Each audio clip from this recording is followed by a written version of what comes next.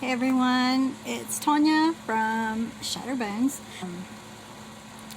The newest diagnosis that I've been dealing with is dissociative identity disorder. It took us forever to figure out that I had this because it's something that your brain doesn't want you to know.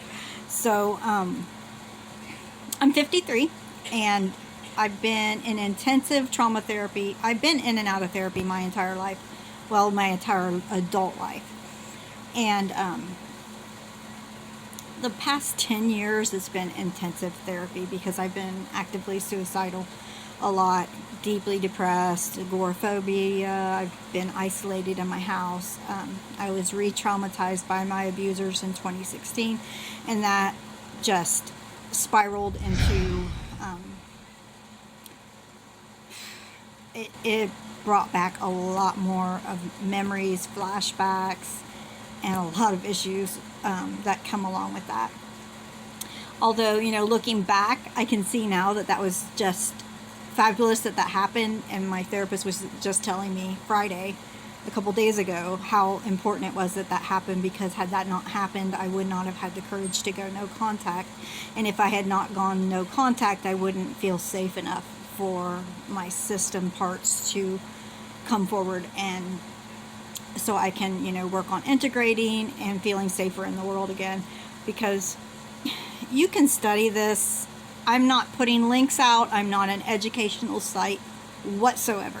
I barely know anything about this dissociative identity disorder because it's pretty much brand new to me too.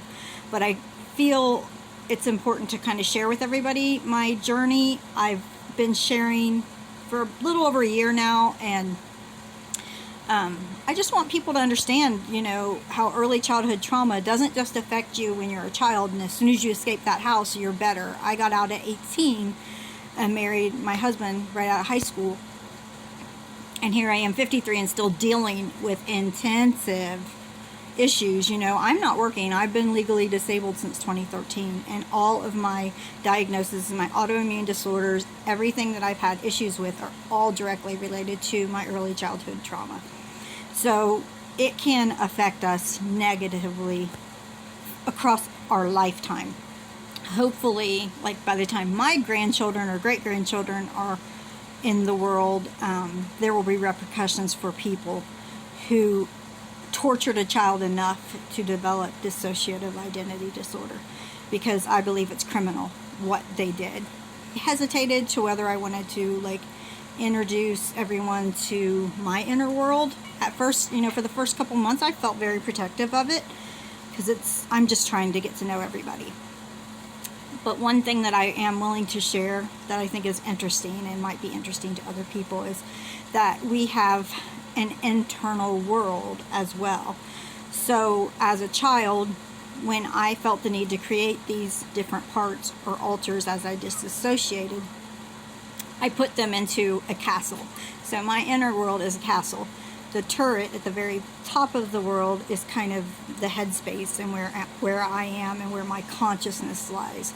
And then it goes down a spiral staircase, so I actually can go in this inner world, which is strange, but it's kind of like in your mind you just see it. And I go down a spiral staircase. The very first level, I have 1, 2, 3 altars there, and then one that lives in the 3rd floor but guards one door. Then I have a 2nd floor that has 3 there that I know of, and then a 4th floor that has the littles, and then somebody that takes care of the littles, and the guy who guards the top floor, he lives down on that 3rd floor too. Then I have underneath that like a dungeon, and my main protector lives there.